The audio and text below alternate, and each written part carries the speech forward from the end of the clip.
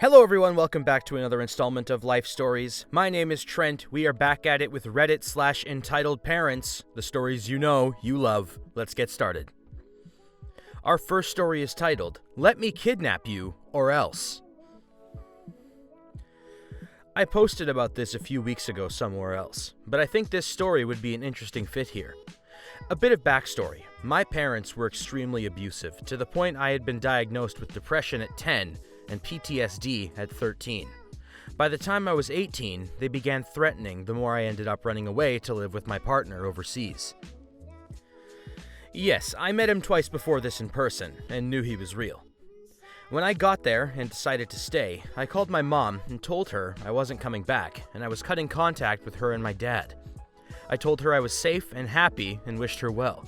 She didn't take it well, and along with a load of insults and abuse, threatened to hurt herself if I didn't return.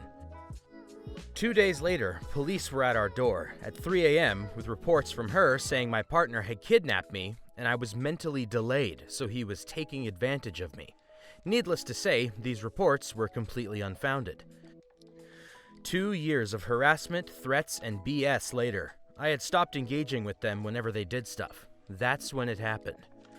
I'm still in contact with my godparents, and I was warned that my parents had made plans to travel over 3,000 miles to the country I'm living in with the sole purpose of tracking me down and taking me back against my will. They had literally planned to pick me up off the street and take me on a flight back. I came up with a plan. I had been to the police several times during the past 2 years and kept a paper trail just in case. I went to the police about their plans and was placed in a vulnerable persons list. The day before they came to this completely different country, my godparent had made me aware of them begging my uncle, a former police officer, to help them track down my new address, as I'm no longer living at the last address that they found out about, and thus had no idea where I was living. Of course, my uncle was no help. You'd think this is where it ends, as you can't possibly expect to land in a new country and be able to track someone's location then and there, right? Nah. They aren't too smart. So they land in the country and show up to my last address, only to find I'm not there and no one there knows where I am. With nothing left to turn to, they walk into a police station. They asked for help finding their missing daughter, and once they gave my age, 20, name, and their names, it was all over for them. They were caught for violating a no-contract order, and apparently argued to the police that I'm mentally regressed and kidnapped by a predator. My husband was 21 at the time, while I was 20, along with saying I needed supervision, etc. But with the previous false police report and a long paper trail of evidence documenting the abuse, they didn't have a leg to stand on. Finally, I had the police show up to my door to relay all of this information. They also told me how after my parents argued on and on about how they deserved to see their little mentally ill daughter and were refused, they turned around and asked for a welfare check because that crazy man is keeping her captive. They demanded that the officers take me to them, since we're her parents, so we legally have the right to be around her. I had a laugh when the officers, especially when they told me that my parents had left a phone number to call them on to talk, but didn't think to get a SIM for this country and kept the one from theirs on another continent. I, of course, declined and reinstated my desire for no contact. Apparently, after being told this, they lost their minds at the officers to the point where they were ordered to leave the country or face charges on stalking and harassment.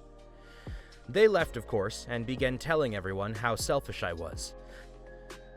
They began saying how depressed they were, but weren't smart, since only a couple hours after they were reprimanded by the authorities, took videos of them partying, drinking, dancing, and laughing together. The day after, they were posting about their shopping sprees in Paris and partying. But yeah, I do that too when I'm depressed. They went home and continued talking about me for not letting them take me back and made up stories about how myself and my husband are on drugs. Neither of us have even touched as much as a cigarette in our lives, but go off, I guess. Not working, both mentally unstable delinquents, etc. Along with accusations that my husband was a criminal and such. All because I didn't let them take me. There is a good end for this, though. They were stupid enough to barge into the house of my godparent and threaten her in front of her young children and husband, who's an officer. Word got around quickly, and now people are starting to see them for who they really are. There's no chance they'll be allowed in this country again after now 2 false police reports and a possible case of stalking, harassment, etc. So I'm safe here. Probably worth mentioning, they're pretty wealthy and rely mainly on my dad's business. Word is, now that he's been exposed, that's plummeting. All's well that ends well. Oh, that one was kinda dark, but I'm definitely happy for OP that they were able to find somebody who cares about them and wants to help them live a happy life. Kinda goes to show that it can be worth cutting toxic people out if it is really wearing you down that much. Moving on to something a little bit more lighthearted. We have a story titled, "Entitled Parent Thinks Roman Altar is Okay for Her Kids to Climb On." This is a pretty long one due to context, so I've shortened it as best I can. Also, I'm on mobile, so forgive any bad English. Background. So, recently, I accepted a job at my local museum to help get some relevant work experience to go with the History of Art and Curating course I'm currently studying at university. What I usually do for my shift is supervise a certain gallery/display space for a few hours before changing rooms with one of my colleagues, making sure that no one is breaking the rules, we have radios if we need security, and answering any questions visitors might have. It's a nice place. I usually get a seat in the corner of the gallery, the staff are friendly, and most of the time, the visitors are very happy to talk. A week ago, I was placed in one of 3 rooms that concerns the Roman occupation of Britain. The artifacts in this room consist mainly of reconstructions, a few skeletons, and grave goods that were found locally, masonry such as gravestones and statues, and in this case, a large section of an inscribed altar stone to Jupiter. Due to budgetary reasons, the museum wasn't able to get a case for this large artifact, so instead we placed it on an elevated plinth and clearly marked it with "Do Not Touch" signs. Anyway, it was a relatively quiet shift, with only a few elder people coming through the gallery and asking a few questions. Enter EP with 2 kids, both about 3 to 5 years old, both complaining loudly. She tries pointing out some artifacts, but they're clearly very uninterested. I get a question from one of the elderly people about to leave the gallery, asking where the cafe is. I give her the directions and point out to where to go before I hear a scraping noise. I turn around, and one of the entitled kids is climbing up the Jupiter altar. I jog over and ask the kid politely but firmly to please get off the altar, as the stonework can be fragile. He does get off, but starts crying, and runs back to EP, who, after listening to some whining I couldn't quite hear, marches over to me.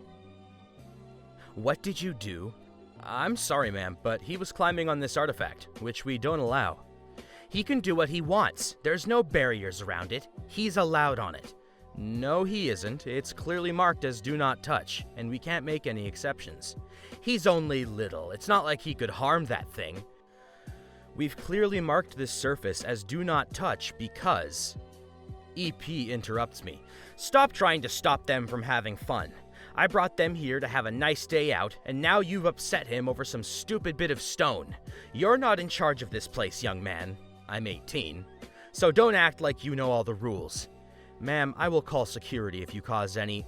"Did your parents not love you or something? Stop harassing me and leave my children alone."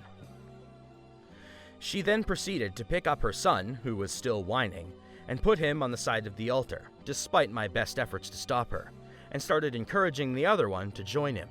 By this point, I've already had enough, so I take out the radio and call security.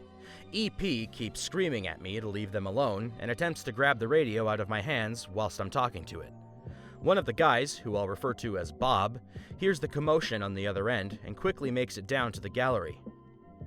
The moment he walks in, EP practically pulls her kid off the altar, who starts kicking and screaming and leaves a lovely scratch mark with one of his shoes on the artifact.